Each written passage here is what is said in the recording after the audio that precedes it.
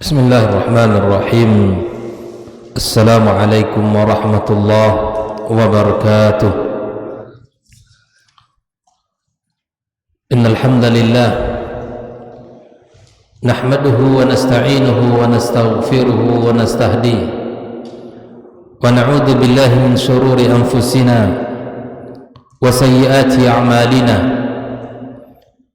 من يهد الله فلا مضل له ومن يضلله فلا هادي له. أشهد أن لا إله إلا الله وحده لا شريك له وأشهد أن محمدا عبده ورسوله الذي لا نبي بعده. يا أيها الذين آمنوا اتقوا الله حق تقاته ولا تموتن إلا وأنتم مسلمون. سبحانك لا علم لنا إلا ما علمتنا إنك أنت العليم الحكيم. أما بعد، معاشر الحاضرين والmuslimin jemaah salat maghrib dan isya rahimakumullah, dan seluruh pemirsa dan pendengar Radio Rabbani dan KMTV dimanapun berada. Alhamdulillah, puji dan syukur pada Allah Subhanahu wa Ta'ala. Kembali pada kesempatan ini kita dipertemukan Allah Subhanahu wa Ta'ala dalam majlis yang mulia, majlis ilmu yang mudah-mudahan menjadi sebab kita mendapatkan ketenangan jiwa, mendapatkan kucuran rahmat dari Allah, dan menjadi sebab di mana kita mendapatkan lantunan doa dari para malaikatnya. Kemudian kita dipuja dan dipuji Allah, disebut-sebut dan disanjung-sanjung Allah di hadapan para makhluknya yang mulia pula. Mudah-mudahan Allah Subhanahu wa Ta'ala berkahi pertemuan kita dan diberikan pemahaman yang benar serta semangat di dalam mengamalkannya. Ucapan salat dan salam marilah senantiasa kita sampaikan untuk kekasih kita Muhammad sallallahu alaihi wasallam. Mudah-mudahan segala bentuk ibadah yang kita lakukan, bentuk kegiatan apapun yang bisa kita kerjakan, semoga berpandu kepada baginda kita sallallahu alaihi wasallam, dan semoga kita menjalankan dengan penuh ilmu dan pengetahuan, serta apa yang kita lakukan tidak melenceng dari syariat Nabi kita sallallahu alaihi wasallam. Tak lupa kita berdoa kepada Allah untuk kedua orang tua kita yang telah membesarkan dan mendidik kita. Semoga Allah Subhanahu wa Ta'ala ampunkan dosa-dosa mereka. Allah tinggikan tempat derajat di sisinya. Bagi yang masih memiliki orang tua, semoga Allah Subhanahu wa Ta'ala jadikan kehidupan mereka penuh dengan kebaikan-kebaikan dan ditutup usia mereka oleh Allah dengan husnul khatimah. Bagi yang orang tua yang sudah meninggal dunia, yang telah mendahului kita, semoga Allah Subhanahu wa Ta'ala lapangkan kuburannya dan Allah jauhkan dari siksa kubur dan siksa neraka. Ma'asyiral hadirin wal hadirat wal musyahidin wal musyahidat rahimakumullah. Malam ini kita akan melanjutkan pembahasan dari pembahasan yang masih tersisa dari ikhtiar az-zawjah salihah. Bagaimana kita memilih istri yang salihah, atau urgensi kita mendapatkan pasangan yang salihah. Saya akan mencoba untuk membacakan khulasah dari materi-materi yang sudah kita ambil pada pertemuan pekan sebelumnya, agar kita bisa menyimpulkan dan bisa kita pahami dan kita amalkan. Yang pertama, di antara sebab kesolehan generasi itu, yang pertama adalah at-ta'akkud min salahi zawjati fi diniha wa husni khuluqiha wa an takuna wadudan waludan. di mana kita seseorang yang harus meyakini kesolehan pasangan kita, baik itu dalam agamanya, baik itu dalam kemuliaan akhlaknya, dan kita memahami bahwa dia adalah seorang wanita yang penuh dengan cinta dan kasih kepada kita, dan dia juga termasuk kepada wanita yang bisa melahirkan anak dan keturunan kita. Yang kedua, kita juga harus meyakini bahwa diri kita adalah manusia yang berusaha untuk menjadi orang laki-laki yang saleh, menjadi suami yang saleh, suami yang memperbaiki agamanya, memperbaiki akhlaknya serta amanah. Bukan hanya kita yang bisa menilai pasangan kita, tapi kita sebagai seorang suami harus berusaha pula untuk memperbaiki diri, baik itu dari sisi ilmu agama, baik dari sisi akhlak kita maupun dari sisi amanah. Yang ketiga, ikhwani kaum muslimin, sebelum kita menentukan pasangan untuk kita jadikan sebagai istri kita, maka kita sebagai seorang laki-laki untuk mencoba melihat kesolehan daripada calon mertua kita, dan begitu juga kita melihat kepada saudara-saudara daripada calon pasangan kita. Ya, seperti misalnya kita lihat bagaimana kedua orang tuanya, ayah dan bapaknya. Dan tak kalah penting kita mesti melihat saudara atau saudari dari pasangan kita, wabil khusus saudaranya, karena subhanallah, anak yang akan terlahir dari generasi kita, dari pasangan kita itu akan melihat, akan ada mengambil sifat dari ayah atau mertua kita ataupun dari saudara istri kita. Saya dipahami bahwa ada di antara karakter-karakter mereka itu akan diturunkan. Ya, mudah-mudahan karakter yang solehnya, karakter yang baiknya itu yang bisa turun kepada kita. Yang keempat, ikhwani kaum muslimin, maka berdoalah ketika hendak mendatangi keluarganya. Ya, seperti mana Rasul sallallahu alaihi wasallam mengatakan, Bismillahi Allahumma jannibna asyaitan wa jannibus syaitan ma razaqtana. Ya, inilah doa yang diajarkan oleh Nabi kita sallallahu alaihi wasallam. Maka Nabi mengatakan, fa innahu in quddira bainahuma walad, andai Allah takdirkan dari hubungan mereka itu keturunan, lam yadurruhu syaitanu abadan. Jadi begini cara kita agar tidak mudah anak kita ini disentuh syaitan di saat kita mendatangi pasangan kita. Maka jangan lupa berdoa seperti doa yang diajarkan Rasulullah sallallahu alaihi wasallam. Di antara sebab yang paling penting untuk mendapatkan keturunan yang salihah, yang salih dan salihah adalah ayyakunal abawan qudwah salihah li auladihima. Hendaknya kedua orang tua menjadi qudwah hasanah, tauladan yang baik bagi anak-anaknya.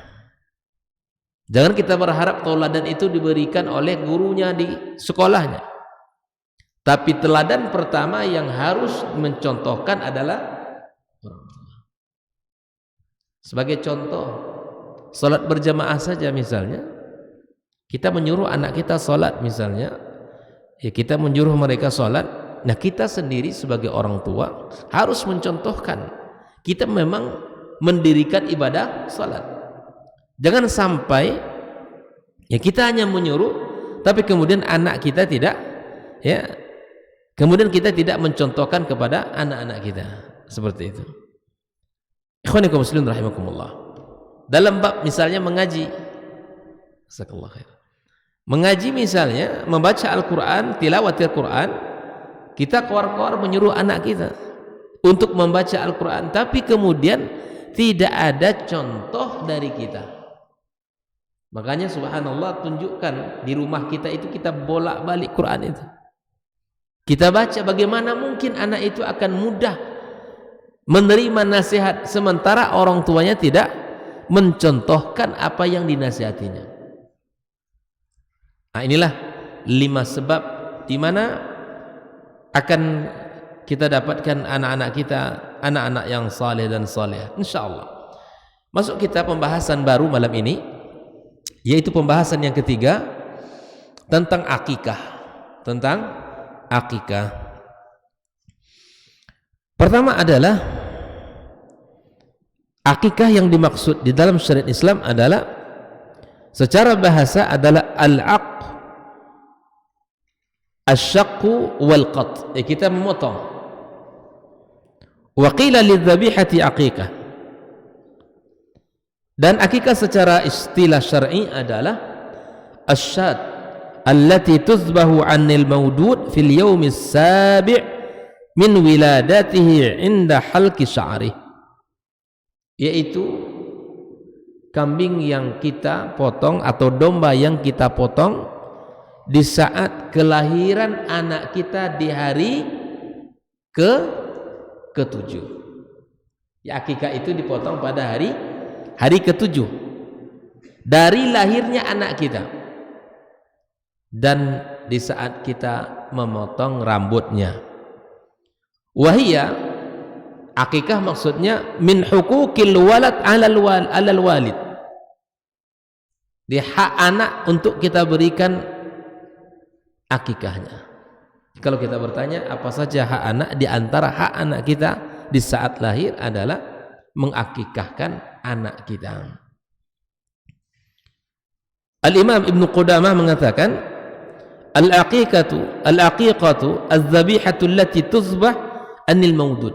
Di akikah itu adalah hewan atau sembelihan yang kita potong disebabkan adanya kelahiran. Itu namanya akikah. Wa qila hiya at-ta'am alladhi yusna' wa yud'a ilaihi min ajli maulud. Atau makanan yang kita buat dan kita undang orang untuk jamuan tersebut disebabkan karena adanya kelahiran. Jadi makanan yang kita hidangkan disebabkan oleh kelahiran disebut dengan akikah. Itu secara makna. Bagaimana hukum akikah? Al-aqiqatu sunnatun muakkadah. Akikah itu hukumnya adalah sunnah muakkad. Sannaha Rasulullah sallallahu alaihi wasallam. Dan itu disunnahkan oleh Rasulullah sallallahu alaihi wasallam lil ahadits al-atiyah. Kalau kita berbicara kepada akikah, di sini disebutkan dalam ikhtilaf terjadi di antara para ulama, apa hukum akikah sebenarnya, terjadi kepada 2 pendapat. Perbedaan para ulama dalam bab ini adalah kepada 2 pendapat. Yang pertama mengatakan sunnah muakkadah. Hal ini dikatakan al-Imam Ibn Qudamah rahimahullah ta'ala kita al-Mughninya. Dan wal aqiqah sunnah fi qawli ammati ahli ilmi. Dan hukum asalnya, ya, hukum akikah itu sunnah di sebagian ahli ilmu, di antaranya adalah Ibnu Abbas, Ibnu Umar, Aisyah, dan fuqaha at-tabi'in dan a'immatul ansar atau amsar. Yang kedua, al-aqiqah laysat sunnah. Nah, ini mengatakan akikah laisa sunnah. Ya, afwan. Pendapat ulama dalam ini ada 3. Yang pertama mengatakan sunnah muakkadah, yang kedua mengatakan bukan sunnah, dan yang ketiga mengatakan hukumnya wajib. Dan ini yang dikatakan Al-Hasan, Dawud, dan yang lainnya. Ikhwanikum muslim rahimakumullah. Nah, di dalam pembahasan ini diambil hukum adalah sunnah muakkadah berdasarkan hadis-hadis yang telah disampaikan oleh Rasulullah sallallahu alaihi wasallam. Di antaranya adalah hadis Salman ibn Amir al-Dhabbi qala sami'tu Rasulullah sallallahu alaihi wasallam yaqul ma'al ghulami aqiqatuhu fa ahriqu anhu daman wa amitu anhu al-adha. Hadza lafzul Bukhari wa ahlus sunan al-arba'. Hadis yang kita bacakan tadi itu lafaz dalam Sahih Bukhari dan lafaz dari ashabus sunan yang 4. Ya, ma'al ghulami aqiqatuhu. Seorang anak yang lahir itu ada akikahnya. Fa ahriqu anhu daman, maka tumpahkan darah. Maksudnya disinilah perintah untuk kita menyembelih hewan. Wa amitu anhu al-adha, dan singkirkan, hilangkan darinya al-adha. Wa lafaz Ahmad, dalam lafaz Imam Ahmad dalam kitab Musnadnya, ma'al ghulami aqiqatuhu fa ahriqu anhu daman wa amitu anhu al-adha. Ini jadi ini di antara dalil-dalil yang disampaikan oleh Rasulullah sallallahu alaihi wasallam. Hadis yang kedua adalah hadis Samurah ibn Jundub radhiyallahu taala anhu, anin Nabi sallallahu alaihi wasallam annahu qala kullu ghulamin rahinatun biaqiqatihi. Setiap gulam, setiap anak yang terlahir itu tergadai dengan akikahnya. Tuzba anhu yauma sabi'ihi, dipotong atau disembelih di hari yang ketujuh. Wa yusamma fihi, dan di hari itu diberi nama. Dipotong di hari ketujuh dan hari itu diresmikan namanya. Wa yuhlaq ra'suh, dan dibersihkan, dibotakke ya rambutnya. Dipotong rambutnya. Inilah di antara hadis-hadis yang diriwayatkan, dan masih ada beberapa hadis yang senada dengan apa yang sudah kita bacakan tadi.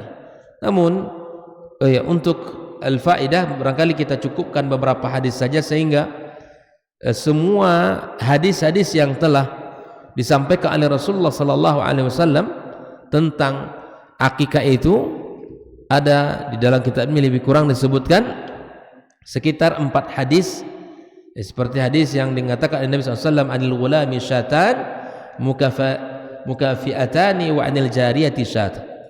Ini menunjukkan berapa jumlah ekor kambing yang mesti kita sembelih untuk anak laki-laki dan anak perempuan.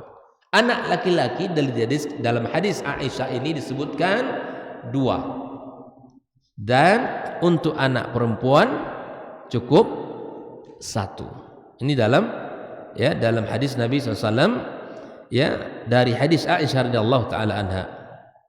Ikhwanikum muslimin rahimakumullah. Nah, pembahasan berikutnya adalah waqtul aqiqah. Al-afdalu an tusbah anil maulud al-yawm as-sabi'. Yang paling afdal untuk kita sembelih hewan itu pada hari ke-7. Hari ke-7 itu paling afdal untuk kita menyembelih hewan akikah kita, untuk anak kita. Apakah boleh sebelum hari ke-7?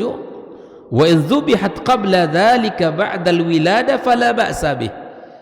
Ini pendapat Ibnu Qudamah, bahwa jika seandainya disembelih sebelum hari ke-7 itu dibolehkan. Ini pendapat Imam Ibnu Qudamah. Fa in dzabaha qabla sabi' jaza. Jika disembelih hewan itu sebelum hari ke-7 dibolehkan, kata beliau. Li'annahu fa'alaha ba'da sababiha, karena hewan itu sendiri dipotong setelah sebab lahir. Sebabnya apa? Karena kelahiran. Fajaza taqdimul kaffara al-hunth atau al-hinth, ya, didahulukan kafarahnya. Walakin sunnahnya an tuzbah fil yaumis sabi', yaitu kita potong di hari ke-7.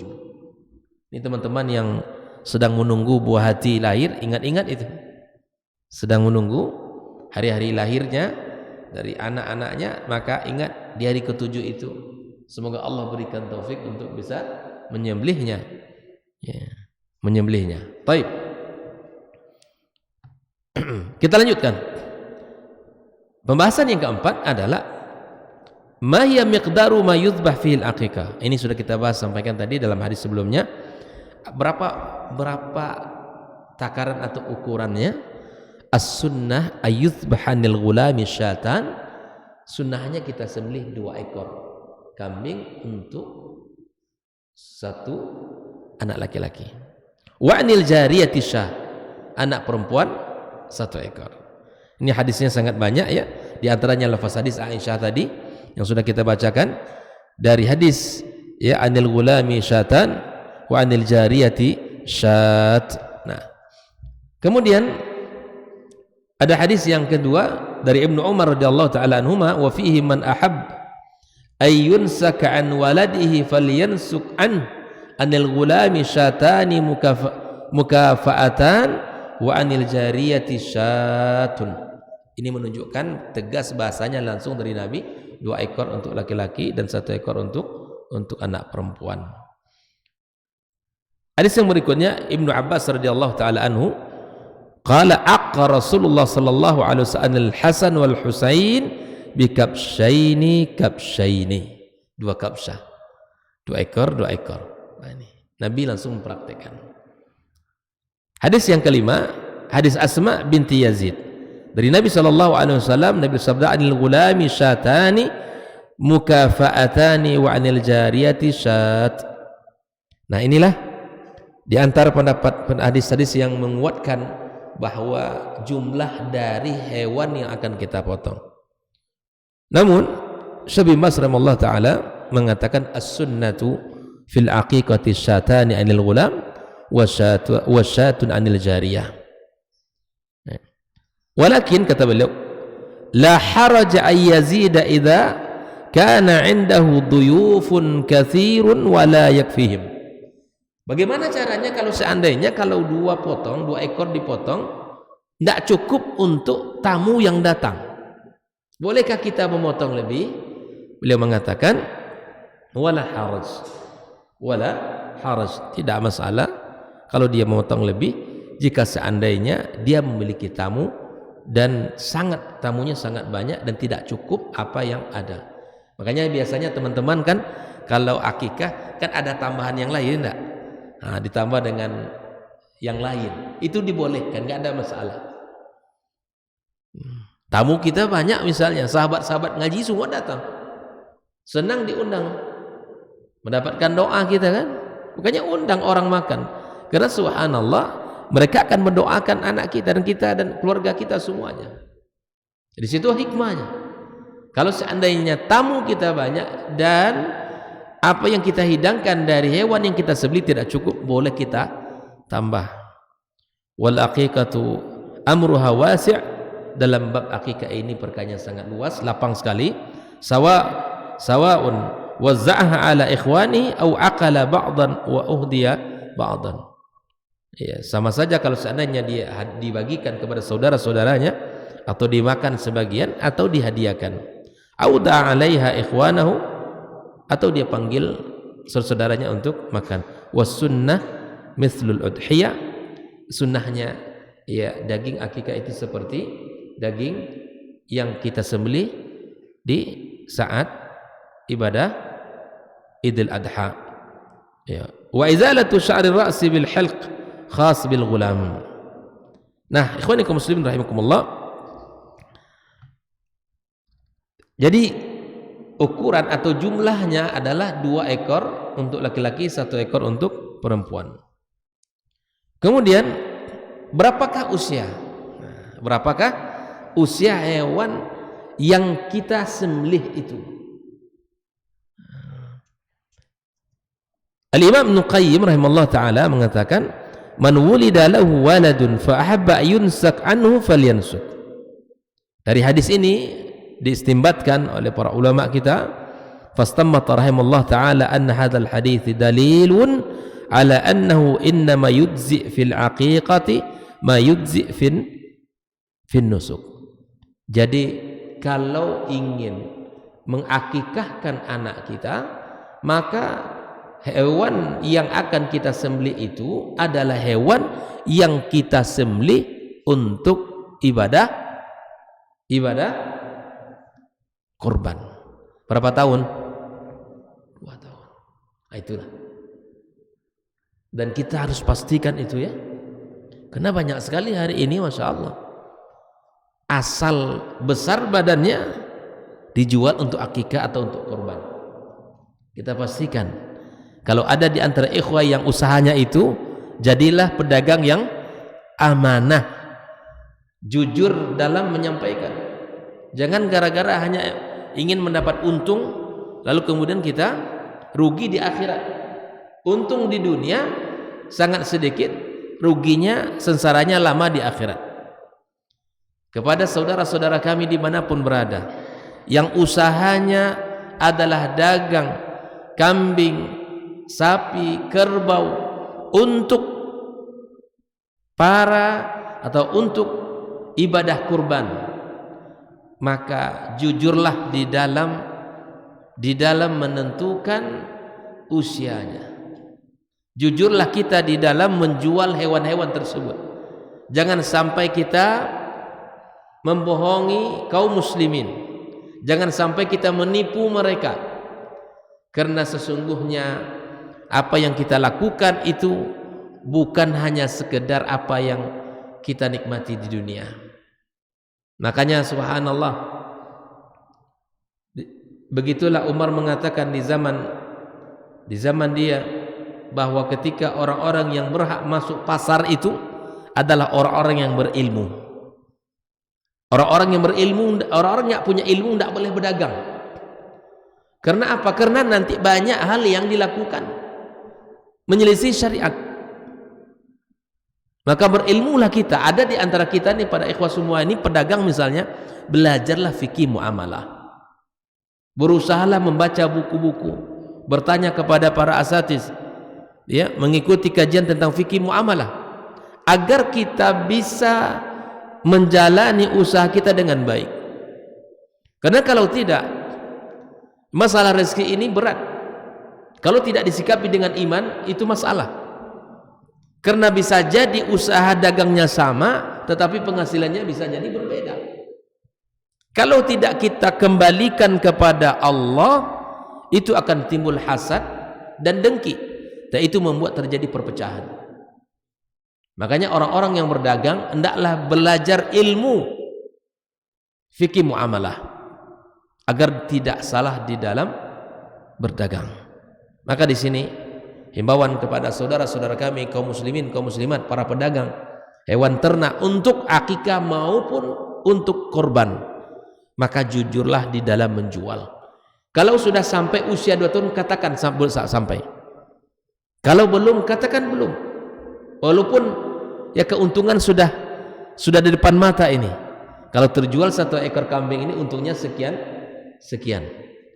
Tapi katakan, takut kita kepada Allah Subhanahu wa taala, bukan hanya sekedar mendapat untung dunia yang sedikit ini. Kaum muslimin rahimakumullah.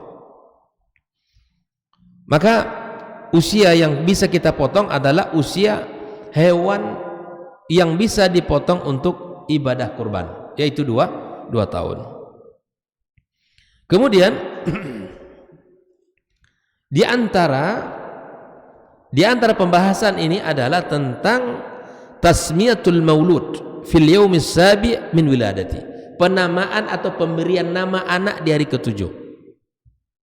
Wal afdal, yang paling afdal, was sunnah ayusammal maulud fil yaumis sabi' min wiladati, di hari ke-7 itu dipotong hewan untuk akikahnya, dibersihkan, dicukur rambutnya, dan diberi nama di hari itu. Walaupun mungkin para ikhwah sudah menyiapkan nama-nama yang paling bagus kan, nggak usah dirilis dulu, insya Allah di hari ke-7 rilisnya. Siapa namanya akhi? Insya Allah di hari ke-7 kita sebutkan. Itu. Ya. Kemudian berdasarkan hadis Samurah bin Jundub dari Nabi sallallahu alaihi wasallam annahu qala kullu ghulamin rahinatun bi aqiqatihi tudba anhu yawma sabi'ihi wa yusamma fihi wa yuhlaq ra'suhu. Ini 3 perbuatan yang kita lakukan di hari ke-7. Pertama apa tadi? menyembelihnya, menyembelih siapa? Menyembelih hewan yang kita jadikan, kita pilih untuk akikah anak kita. Yang kedua, memberi nama. Yang ketiga, kita cukur rambutnya. Kita cukur rambutnya. Namun, bolehkah kita memberi atau menyebut nama sebelum hari ketujuh? Maka hukumnya boleh, tidak masalah. Artinya tidak berdosa kita gitu ya. Tapi rilisnya hari ketujuh. Kalau ada saudara dekat nanya, siapa namanya nih? Insya Allah namanya ini. Dan dirilis di hari ketujuh. Kalaupun kita sudah kasih nama hari ke, ya biasanya kan, apalagi pengantin bayi yang baru dapat anak kan, buah hati yang sangat menggembirakan. Biasanya ketika istrinya mulai hamil, ada dicari-cari nama. Insya Allah kalau laki-laki ini namanya nanti, kalau perempuan ini namanya. Masya Allah ya. Baik, kita akan bahas nanti bagaimana nama dalam Islam. Bagaimana nama dalam Islam. Baik. Ada beberapa riwayat-riwayat yang mesti kita perhatikan, ya, bahwa Nabi kita alaihi salatu wassalam memberikan kepada kita rambu-rambu agar kita tidak salah memilih nama. Pembahasan yang ketujuh di sini disebutkan tahsinu ismil maulud. Kita memilih nama yang bagus untuk anak kita. Wa ikhtiyarul ism alladzi la mahdhura fihi syar'an, dan kita mencari jangan sampai memilih nama yang mahdzur. Nama-nama yang di situ ada mengandung sesuatu yang tidak baik. Di antara rambu-rambu pertama, Nabi SAW mengatakan ahabul asma'i ilallah ta'ala, nama yang paling dicintai Allah Abdullah wa Abdurrahman. Anak lahir laki-laki pertama nama Abdullah, lahir lagi Abdurrahman, lahir lagi yang ketiga. Oke, silakan dipilih ya, nama mana yang kita sukai. Qala Rasulullah sallallahu alaihi wasallam, inna ahabba asma'ikum ilallah, sesungguhnya nama yang paling disukai Allah adalah Abdullah dan Abdurrahman. Ini lafaz Imam Muslim. Yang kedua, di antaranya adalah nama-nama yang diberi oleh Nabi. Ini nama-nama anak-anak yang diberi langsung oleh Nabi. Kalau tadi adalah rambunya nasihat Nabi kepada kita, dua nama yang dicintai Allah, Abdullah dan Abdurrahman. Pembahasan keduanya adalah nama-nama yang diberikan oleh Nabi. Yang pertama, Ibrahim. Ibrahim ini kisahnya adalah hadis Abu Musa al-Ash'ari. Abu Musa radhiyallahu ta'ala wulida li gulam, saya punya anak, lahir anak saya. Fa'ataitu bihid nabi, lalu anak saya ini saya bawa ke Nabi. Gitu kan? Ini subhanallah, ini anak lahir langsung dibawa ke Nabi. Fasammahu Ibrahim, Nabi langsung memberi nama anak itu dengan nama Ibrahim. Ini kita bahas sekarang, ini adalah nama-nama yang Nabi memberinya, nama-nama anak yang diberikan langsung oleh Nabi. Yang pertama apa? Ibrahim.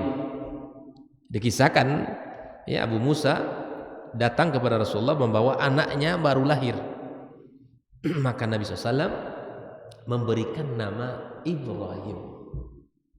Oke. Fahannakahu bitamar wa da'alahu bil barakah.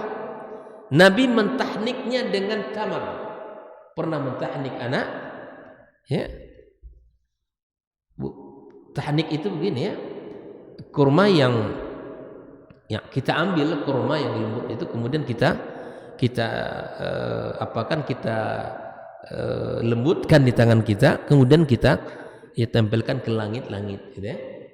Bukan satu biji kurma dimasukkan ke mulut anak, bukan. Kita ambil kurma yang lembut itu, kita hancurkan, lumatkan di tangan kita, lalu kita berikan, ya, kita rangsang, ditaruh di langit-langitnya, di atas lidah anak kita. Itu merangsang biar anaknya, biar anak kita ini bisa merangsang untuk bisa, ya, ASI atau menyusu kepada ibunya. Ini rangsangan ini, dan Nabi SAW melakukan itu. Wada'alahu bil barakah, dan Nabi mendoakan keberkahan. Dan ada beberapa riwayat Nabi itu, ya, dibawa setiap anak yang datang kepadanya, didoakan oleh Nabi kita sallallahu alaihi wasallam. Nah, di dalam hadis yang lain Anas mengatakan, qala Rasulullah sallallahu alaihi wasallam, wulida lil laila ghulam fasammaitu bi ism abi Ibrahim. Nabi mengatakan wulida lil laila, ini lahir Nabi, anaknya lahir, ya kan? Fasammaitu bi ism abi Ibrahim, aku namakan dia dengan nama bapakku Ibrahim, karena Nabi kita SAW memang garis keturunannya kepada Nabi Ibrahim. Kan Nabi Ibrahim punya anak, punya istri dua, ya. Pertama istri Nabi siapa? Sarah, ya, Sarah. Yang kedua Hajar. Sarah kita sudah bahas kemarin, ya. Dari Sarah lahir Ishak, ya. Dari Ishak lahir Yakub. Dari Yakub lahir Yusuf, ya. Kita sudah bahas kemarin. Yusuf itu nabi yang tampan sekali. Ternyata ketampanan Nabi Yusuf itu tidak datang begitu saja. Dibahas oleh para ulama tafsir, ketampanan Nabi Yusuf ternyata garis keturunan neneknya Sarah itu. Kita bahas kemarin, kecantikan Sarah itu oleh sebagian ulama sejarah mengatakan kecantikan Sarah itu adalah separuh bumi ini. Bayangkan, separuh bumi ini diambil oleh Sarah, dan separuh lain itu dibagilah kepada seluruh wanita yang lain. Jadi itulah yang kita dapatkan hari ini, gitu kan? Wajar kalau Nabi Yusuf itu ganteng, karena memang neneknya cantik, gitu. Ada garis keturunannya ke sana, ya kalau ingin merubah garis keturunan, cobalah, gitu kan? Cari pula yang, ya, kalau dapat alhamdulillah, kan begitu. Kalau tidak, ya syukuri apa yang ada saja. Makanya Sarah itu subhanallah, wanita yang sangat cantik, sehingga Sarah ketika dibawa oleh Nabi Musa ke Mesir, ya kan, itu kan ingin dinistai itu Sarah itu oleh penguasa Mesir, saking cantiknya Sarah itu. Sepulang dari Mesir itulah Nabi Musa dihadiahkan seorang budak yang bernama Hajar. Itu sejarahnya. Lalu kemudian Hajar, ya bersama Nabi Ibrahim alaihissalam. Masya Allah, wanita yang baik, akhlaknya yang saleh, yang pada akhirnya Sarah merasa tak kunjung datang anak, ya, tidak lahir juga anaknya, maka berbaik hatilah Sarah meminta kepada suaminya untuk menikahi Hajar. Nah, tapi jangan dikira ketika telah disuruh oleh Sarah selesai urusan. Tidak. Jadi kalau antum dapat nanti pasangan nih, bang, carilah satu lagi sebagai kawan saya. Tapi itu jangan dikira selesai urusan. Alhamdulillah, gitu kan. Ternyata subhanallah, setelah Hajar hamil, muncullah kecemburuan dari Sarah.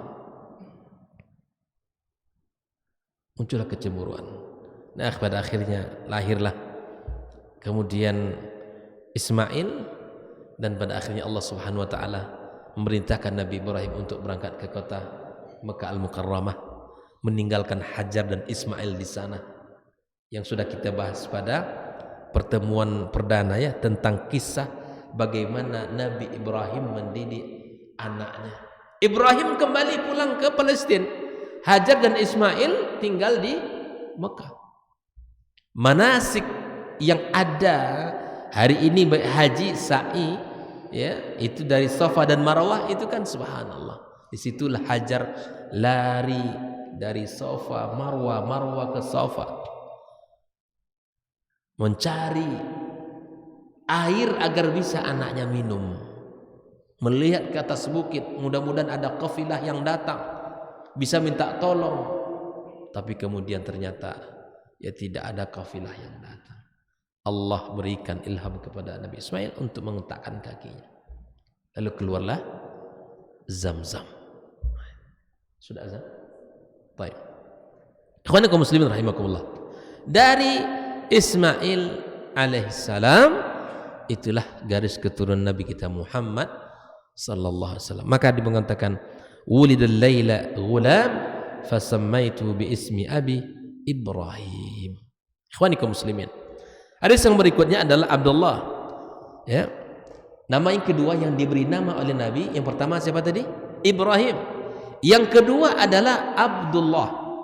Hadis Anas, wa fihi anna an-nabiy sallallahu alaihi wasallam hannaka ibna Abi Talha, ya Nabi mentahnikkan anak ya Abi Talha dan memberinya nama dengan Abdullah. Abdullah. Dan yang ketiga, Nabi alaihissalam memberikan kunyah dengan Ummi Abdillah. Kalau kunyah itu kan sebutan yang didahulukan dengan abun dan Misalnya antum punya anak laki-laki, antum berikan istiharkan nama kita dengan Abu Abdillah, itu boleh. Anak, kalau seandainya misalnya istri kita ya Ummu Abdillah, bolehkah kita memberikan kunyah untuk diri kita padahal kita belum punya anak? Boleh? Boleh. Ini antum yang belum nikah nih, dari sekarang ya suka nama Abdullah, Abu Abdillah. Siapa nama antum akhi? Abu Abdillah. Anak antum Abdullah namanya? Insyaallah namanya Abdullah. Insyaallah kan boleh. Itu boleh.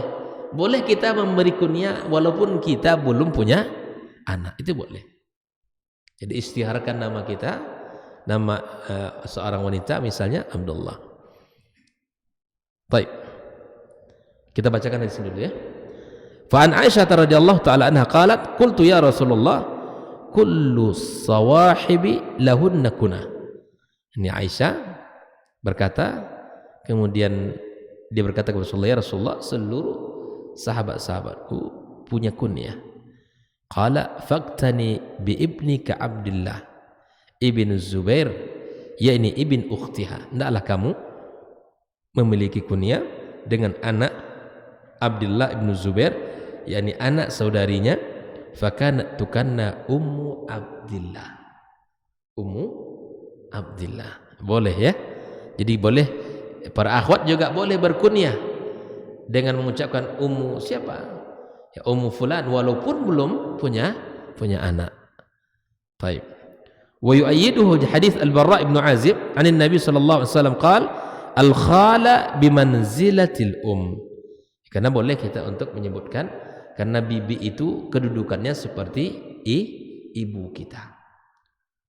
Baik, kita dengarkan azannya.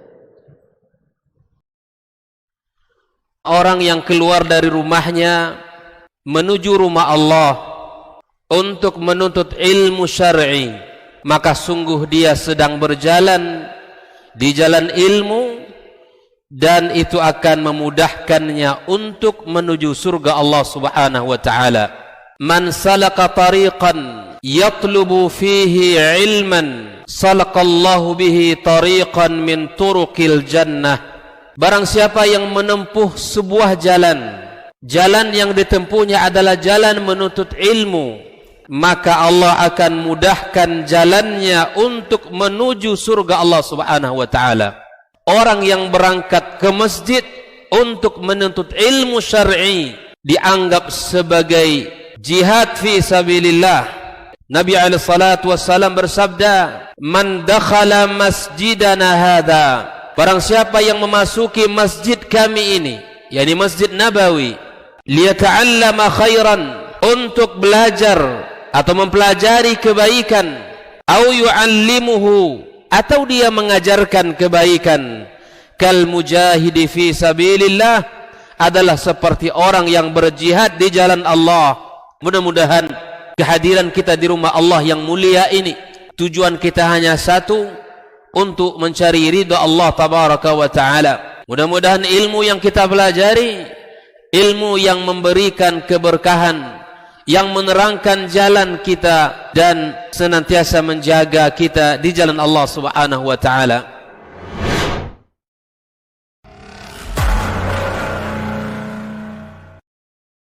Majtama'a qaumun fi baitin min buyutillah yatluna kitaballah wa yatadarasunahu fima bainahum illa nazalat alaihimus sakinah wa ghasyiyatuhumur rahmah wa haffat bihimul malaikah wa dzakarahumullahu fiman indah. Tidaklah suatu kaum duduk di salah satu rumah Allah, membaca ayat-ayat Allah dan sama-sama mempelajarinya, kecuali turun kepada mereka as-sakinah, ketentraman dan kenyamanan. Wa ghasyiyatuhumur rahmah, dan mereka diliputi pula oleh rahmat, kasih sayang dari Allah Subhanahu wa taala. Wa haffat bihimul malaikah, dan mereka pun dikelilingi oleh para malaikat, karena malaikat suka majlis-majlis zikir dan ilmu. Wa dzakarahumullahu fiman indah, dan Allah akan banggakan sebut-sebut mereka di kalangan malaikat-malaikat yang ada di sisinya, di masyarakat atas. Mudah-mudahan kita termasuk yang sering disebut-sebut di sisi Allah, di kalangan para malaikat, dan di akhir majlis ini mudah-mudahan kita pula mendapatkan seperti yang tersebut dalam hadis qudsi, qumu maghfuran lakum, silahkan berangkat meninggalkan majlis ini dalam keadaan diampuni dosa-dosa kalian.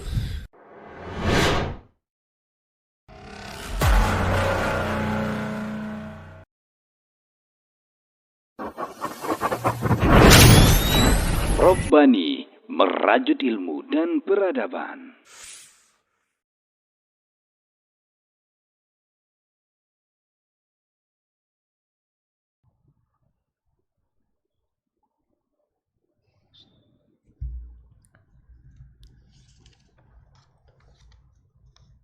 Bismillah, kita lanjutkan. Ada nama-nama yang diberikan langsung oleh Nabi. Yang pertama Ibrahim, yang kedua Abdullah, yang ketiga ia diberi kunyah Ummu Abdillah, dan yang keempat adalah Yusuf. Ini nama-nama yang diberi Nabi langsung.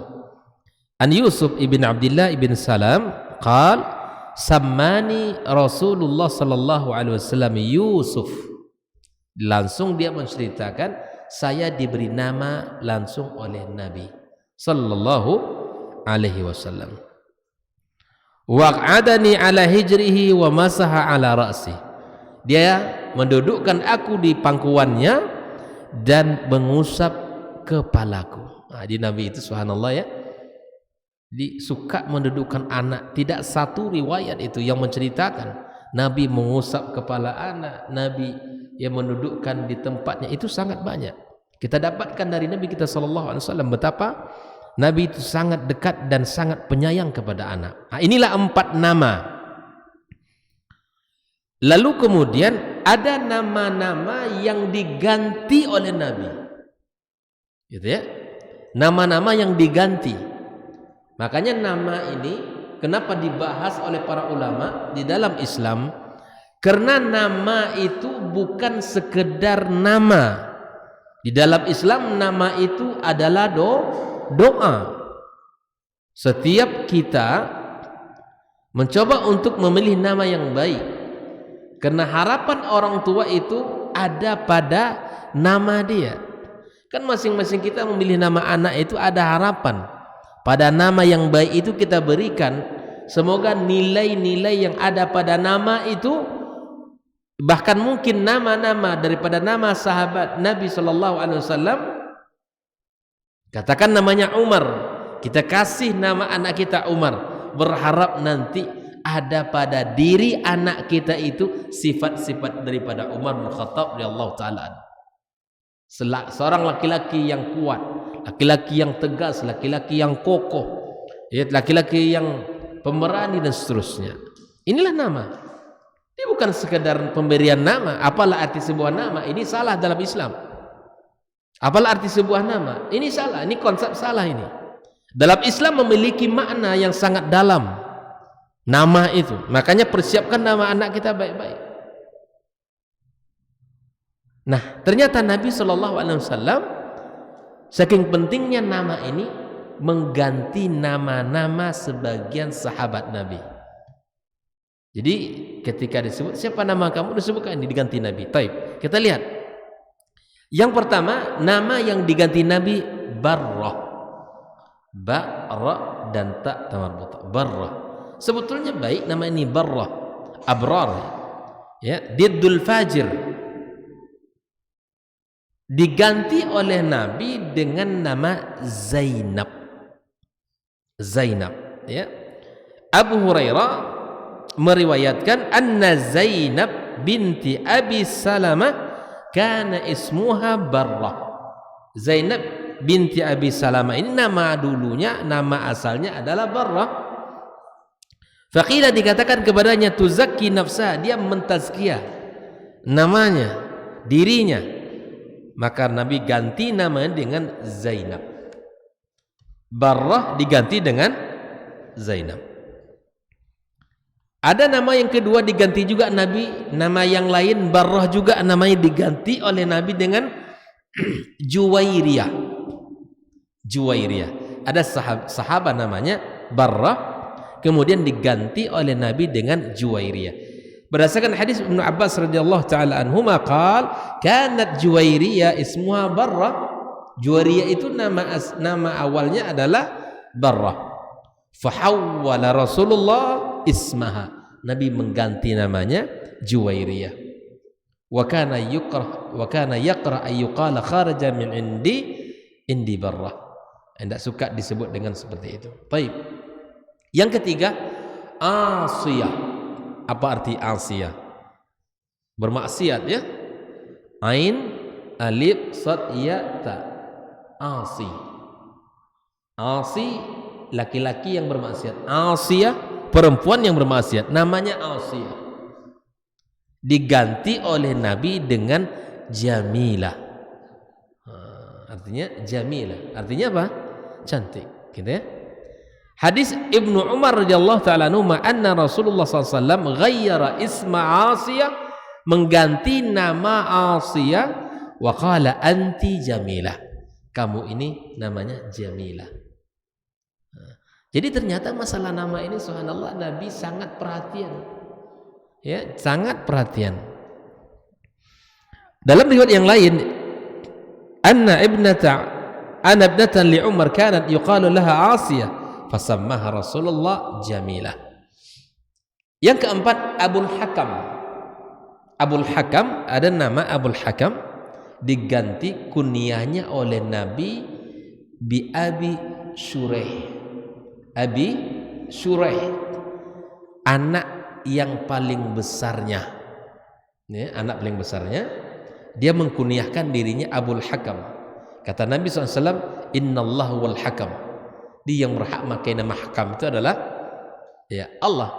Dengan, makanya kalau nama Allah mesti disandingkan dengan Abdun, ya, Abdullah. Ya, nggak boleh kasih siapa nama antum Allah, nggak boleh. Itu milik Allah Subhanahu Wa Taala. Hakam juga demikian. Kasih Abdul Hakam atau Abdul Jabbar, Abdul Razak. Siapa nama itu? Razak saja, iya Razak saja. Yang itu adalah Allah. Makanya nama itu bertanyalah kita kepada yang tahu bahasa Arab. Terkadang semangat masyarakat kita ini untuk memberi nama dari Al-Quran. Tapi ketika diberi baca Al-Quran, buka Al-Quran, tah dibuka nama apa gitu. Rasa-rasa enak didengar telinga, kan begitu ukurannya. Padahal seharusnya dia memberi nama sesuai dengan harapan dia apa. Gitu. Bertanyalah kepada yang tahu dengan bahasa Arab gitu. Maka diganti oleh Nabi dengan kunyahnya dengan nama anak pertamanya. Kata Nabi alaihi salatu wassalam, ya, sa'ala ar-rajul an akbir auladi, bertanya tentang anak kami yang pertama siapa namanya? Qala Shuraih. Faqala an-nabiyyu fa anta Abu Shuraih. Shin ra ya ha, Abu Shuraih. Kemudian Nabi mengganti juga hazan, artinya sedih, kepada Sahal. Diganti namanya hazan kepada Sahal. Nabi bertanya, sa'ala Nabi jadda Sa'id bin Musayyib faqala ma asmuka? Nabi bertanya kepada kakeknya Sa'id bin Musayyib, nama kamu siapa? Qala ismi Hazan. Huzun namanya, bersedih artinya kan? Qala bal anta Sahal. Kamu namanya Sahal.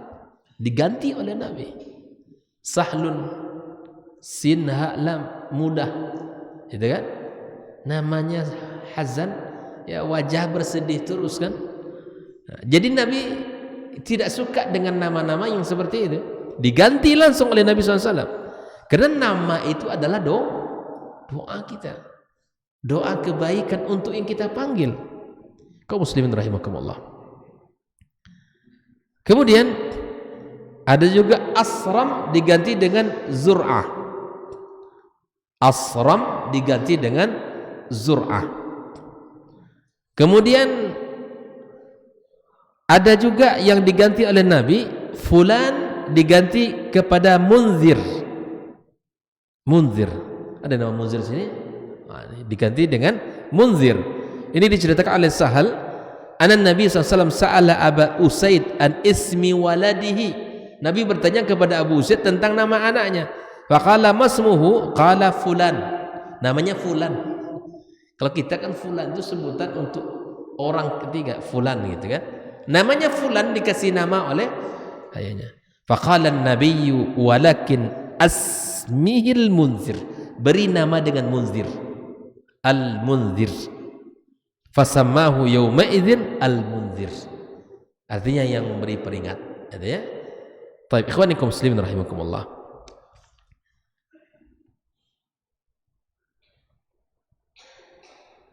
Asram diganti namanya oleh Nabi karena pada kata as-saram itu adalah ma'al-qat, artinya memotong. Nah, ini memotongnya kerjanya ibaratnya enggak tepat gitu ya. Penamaan itu kurang pantas gitu. Maka Nabi ganti nanya dengan Zur'ah. Zur'ah itu apa? Li'annahu minaz zara'. Zara' itu an-nabat. Lawan daripada memotong, tumbuh kan? Ini memotong, ini menumbuhkan. Nah, itu maksudnya. Huzun ya diganti dengan as-suhulah ya. Kemudian itlah atau al-atla syiddah wal ghilzah. Ini juga ada beberapa nama-nama yang disebutkan Nabi SAW yang diganti oleh Nabi kita alaihi salatu wassalam. Ikhwanikum muslimin rahimakumullah. Masih ada beberapa nama-nama yang disebutkan ya diganti oleh Nabi kita sallallahu alaihi wasallam. Namun karena waktu yang membatasi kita, insyaallah akan kita lanjutkan pada nama-nama yang dilarang oleh Nabi sallallahu alaihi wasallam. Ada beberapa nama yang dilarang oleh Nabi. Saya sampaikan sedikit dari hadis Jabir bin Sunduk. Ada 4 nama yang dilarang oleh Nabi berdasarkan hadis Imam Muslim di dalam kitab sahihnya. Di antara namanya adalah Aflah. Aflah. Alif fa lam ha. Yang kedua Rabah. Yang ketiga Yasar. Yang keempat Nafi'. nanti kita akan bahas ya apa sebab-sebabnya kenapa Nabi alaihissalam ya melarang nama-nama ini. Asma naha anha Nabi sallallahu alaihi wasallam. Ada 4: Aflah, Rabah, Yasar, Nafi'. Nah, insyaallah akan kita bahas pada pertemuan berikutnya. Ada pertanyaan ya. Assalamualaikum. Waalaikumsalam. Bagaimana Ustadz bila anak yang masih usia sekolah dasar kita sekolahkan di pondok pesantren, padahal menurut ilmu psikologi usia SD merupakan usia anak harus dekat dengan orang tua. Bagaimana pendapat anak Islam? Nah, di dalam pembahasan ini memang usia anak itu usia yang harus ada pada orang tua. Apalagi usia 02 ya 3, 4, 5, 6 itu usia-usia emas, usia-usia yang sangat luar biasa. Masuk usia SD ya 7 sampai 12 dengan atau 6 sampai 12. 6 sampai 12 itu usia SD. Memang sebaiknya anak itu berada pada orang tua. Sebaiknya anak ini berada pada orang tua yang dia harus membesarkan, mendidiknya, mengajarinya banyak hal. Ini hukum asal. Tapi jika seandainya ada maslahat yang ingin dicapai, katakan misalnya anak ini orang tua ayah bundanya masih hidup dan punya kesempatan atau punya waktu, tidak ada halangan rintangan untuk mendidik. Sebaiknya anak ini ada pada orang tuanya.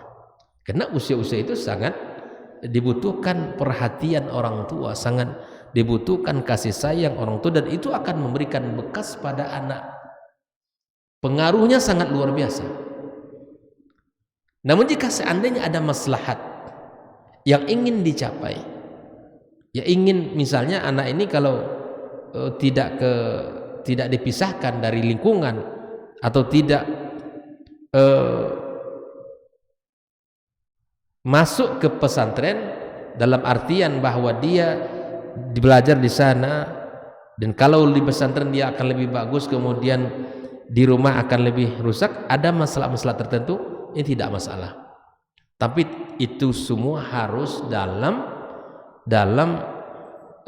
pengkajian anak ini, bahwa kalau dia di pesantren itu mungkin lebih baik dari dia di rumah, ada maslahat.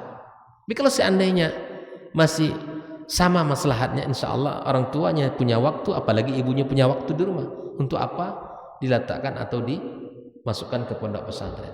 Kalau masih bisa orang tua dan maslahatnya insya Allah masih banyak, silahkan kita untuk mendidik dulu.